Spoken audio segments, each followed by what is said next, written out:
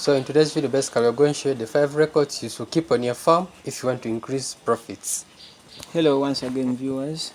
I'm here to take you through the 5 basic records you should keep at your farm and the importances with which you have to keep those records.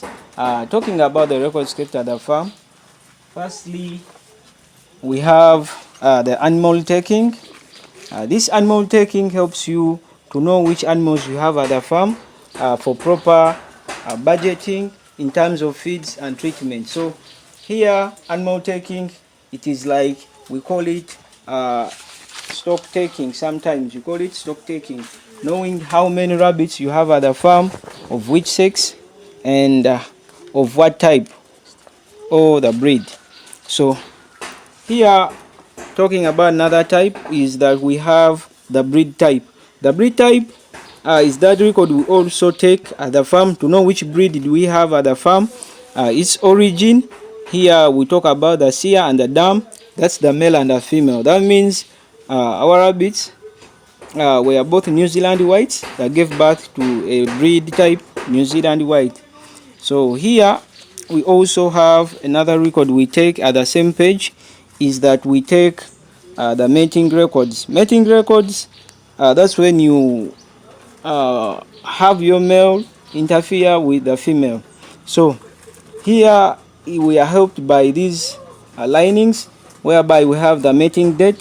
This shows the date you have put your rabbit for mating, and this helps you to understand which date your rabbit is to give birth or to deliver.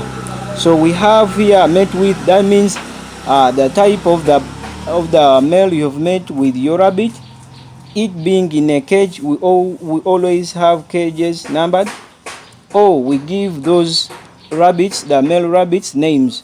Like here we have our Storm here, that's a good performing breed here at the farm. Then we have the male type, is another record we also take, which shows the type of the male you've really given out to your rabbit, knowing which type to come out. Then the expected delivery date, this simply means the date you expect your rabbit to give birth, and provide the nesting box in time, so as the rabbit gets adopted to it, so as it gives birth the bunnies in an organized way without harming them, but collecting them in one place. So bringing up proper arrangement of your farm.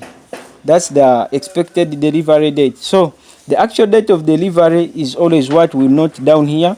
That day the rabbit has given birth, and you note down that date, helping you to estimate or give out the age of your rabbit in future.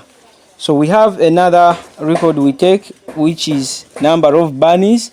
You take note of the bunnies that have given the rabbit has given birth to. This always helps you to know the performance of your rabbit in future after this birth, this delivery, and you've got the bunnies. So when time passes by, we always wean our rabbits or our bunnies from their mothers to their own respective cages for them to grow up. That is the date of weaning. The date you wean those rabbits, separate them from their mothers. We always do the weaning at 1.5 months or 2 months for proper growth of the bunnies. So we also take the number of weaners. Those are the bunnies we have separated from their parents at the age of 2 months. And talking about the number of weaners, you write down the female. This helps you to isolate the sex of the bunnies you have weaned. You write down the female or a male, the one that you did wean.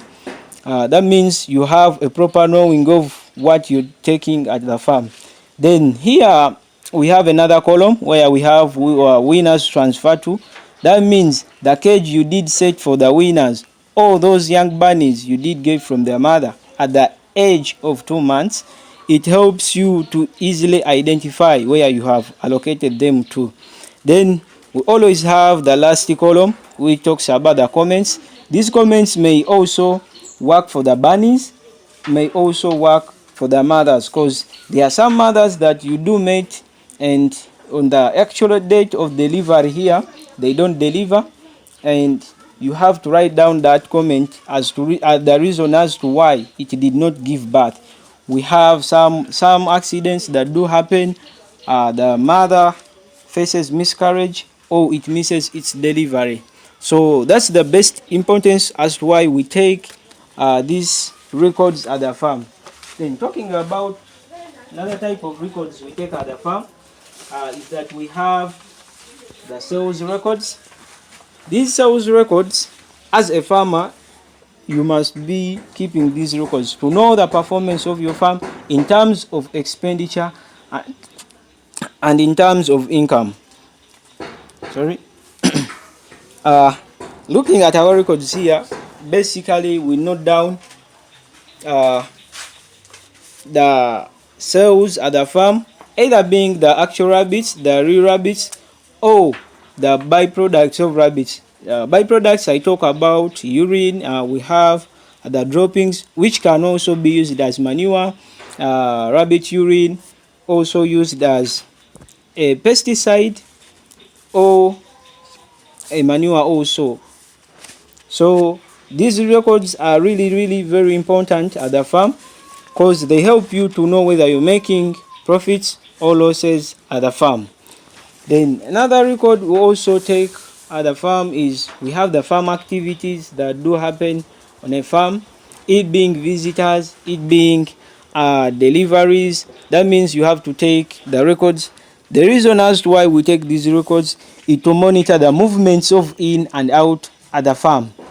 Just in case we have an outbreak of a disease, we have a best way to control it by minimizing either the movements at the farm or letting the movements go on as usual. So the next record kept at the farm is we have the financial record.